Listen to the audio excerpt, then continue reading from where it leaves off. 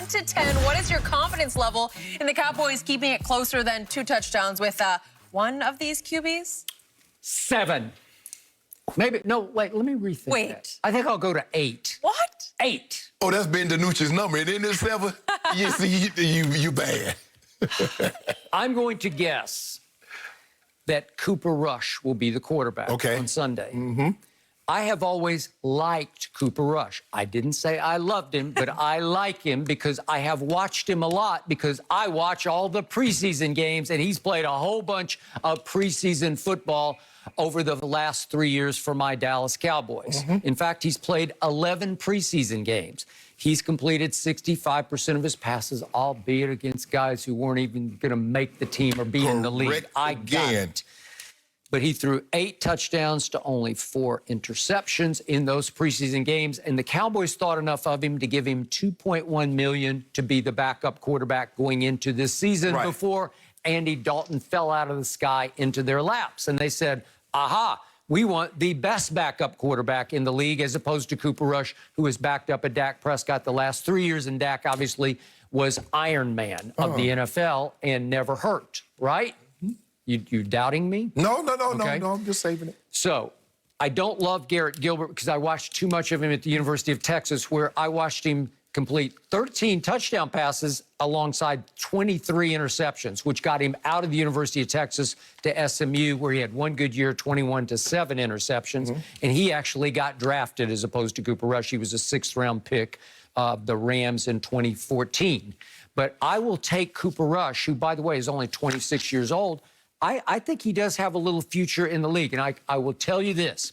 He will not unravel like Benjamin Anthony DiNucci did the other night, B-A-D, because he just was bad in the game at Philadelphia. He was overmatched. He was in way over his head. So I believe that Cooper Rush can do one thing on Sunday against the Steelers at home. He will protect the football. I believe he can play a clean game, albeit against the sack masters that are the Steelers. It's Blitzburg. They're going to come after you. Tampa comes after you too, but so does Pittsburgh. But I believe he will hang on to the football. So if he has if they can play a 0 turnover game, and my defense can play as inspired as it did at Philly, where, remember, D-Law, Trevon Diggs made the Pro Football Focus weekly all-pro team, right? And I actually saw Jalen Smith and Wolf Hunter flying around like it was 2018. I actually saw my safeties, Xavier Woods and Donovan Wilson. I saw them make a couple of plays. They actually jumped off my... Yeah, I did. And I'm thinking, if you guys could just create 2 more turnovers like the 4 you created on Give It to Him Wentz, well, hey, a couple of turnovers, could they just hang in? Could Zeke do a little more of this? Sure, he could. Could Tony Pollard maybe do a little of this? Yes, he could.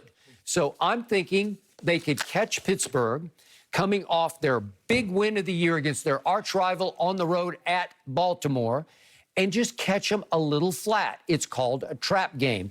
It's called any double-digit spread in this league. Any professional gambler will say, I'll take that. So you gave me 13.5, not just 10. I got 13.5 points with a team that on paper is much better than its 2-6 record. No, you're not. Yes, we are. Well, as Coach Parcells just say, you are what your record says you are. Well, I say we're not. Actually, you should be over. You should be 0-8. You know that and I know that. Because you should have lost to the Falcons and you should have lost to the Giants. Andy Dalton saved us. Yes. Yep. So you really should. You're right. Okay. You're worse than on paper. Okay, I say we're better because they have underachieved all year until my defense came back to life at Philadelphia. So I got a good feeling about this plus 13. Your defense came back to life and let Walker to him go right back down the field and score to him. That was Walker to him did, right? No, what I saw was Ben DiNucci get stripped, and I saw Vinny Curry on the ground with the football, and he was obviously down. He wasn't down. And yet they say, well, stop fighting. Okay, Connor Williams finally fought. He did what you wanted him to do for Andy Dalton. He kept fighting. He rips the ball out of Vinny Curry's hands when he was clearly down. And your team, the Green Eagles, they returned it all the way for a touchdown that breaks the game open. Way to go, Shane. This is why I have a hard time. Okay, you say the Cowboys thought enough of Cooper Rush to tender him $2.1 million. But yet when Andy Dalton came available, they said, nah, you gone. If he's what you thought he was, why would you do that? Andy Dalton's a 3-time Pro Bowler. But hold on. You got a young guy that you believe in. You see what everybody else does when they got a young guy they believe in, they clear the deck for him. That's what they did in Tampa with Tua. They believed in Tua. They said, oh, hey, Fitzpatrick, take a seat. You see what they do when they got a young guy they believe in? Okay, if this guy you believed in, why would you need Andy Dalton? The Dolphins wanted Joe Burrow. It was reported widely before the draft that they had their eye on Burrow. A lot of teams wanted Joe Burrow. Trade for him. Okay, I just want you to tell me if Cooper Rush was all that, chips and salsa, why would you need Andy Dalton, who had just gone 2-11, and was the reason why Cincinnati got Joe Burrow? Andy Dalton, his first 5 years in the league, averaged 10 wins a year. That'd have been great had he stopped at 5 years, but he kept playing. Okay. And so look at the last 4 years. Andy Dalton has played in 4 playoff games in this league. So who would you want? Well, obviously you take the Andy Dalton. If Cooper Rush is what you believed he was, okay, and look at your offense. So who's going to protect him from getting hit in his head from T.J. Watt and Bud Dupree? He will. He will protect. He will get rid of the football, and he will protect. If you don't mind me asking, Skip, how many games have you guys played this year in which you did not turn the football over? So here's the game. Dak Prescott, the Red Rifle, Andy Dalton, DiNucci, everybody's turned the ball over. So now you're on your 4th-string quarterback, but he going to protect the ball. Okay. You heard it here first. Number 7. Cooper Rush. He's pretty good. I like his body language. I like his poise. I like the way he handles himself. I like his body language, too, when I see him like this here on the ground. Yeah. Okay. After T.J. Watt put that thing on him. What did I tell you earlier in the show about the Pittsburgh Steelers? I give you the defense. It's hellacious good. Yes.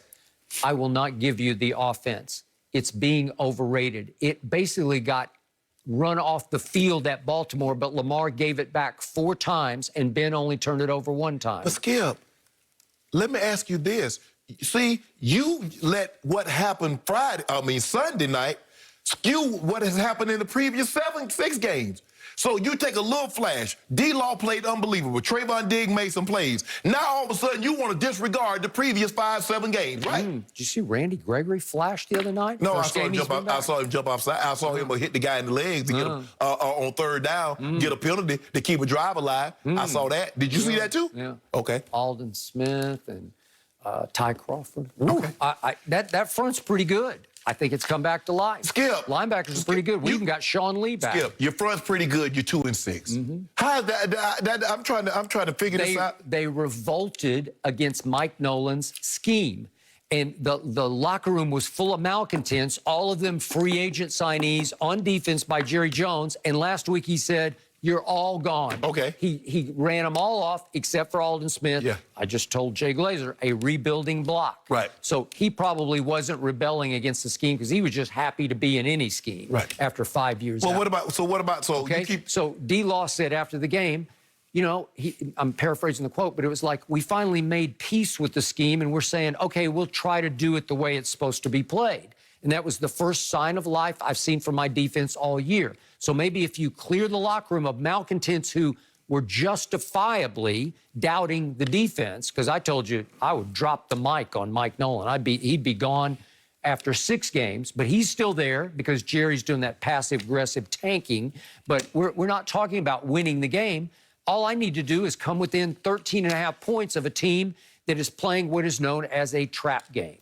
So I'm good to go. Thank you for that. What I don't understand is that you talk about Pittsburgh's defense. What happens when Philly doesn't turn the ball over 4 times? So if Pittsburgh doesn't turn the ball over 4 times, like Philly turned the ball over against you, then what? Okay. What if you realize we'd forced 3 turnovers the first 7 games of the year, and in the 8th game we forced 4? Yeah. Okay. Well, I can flip the script on you. What if we had created forced turnovers 10 or 12 in the first 7 games? What do you think would have happened? Skip, we might have won 3. What's your MO?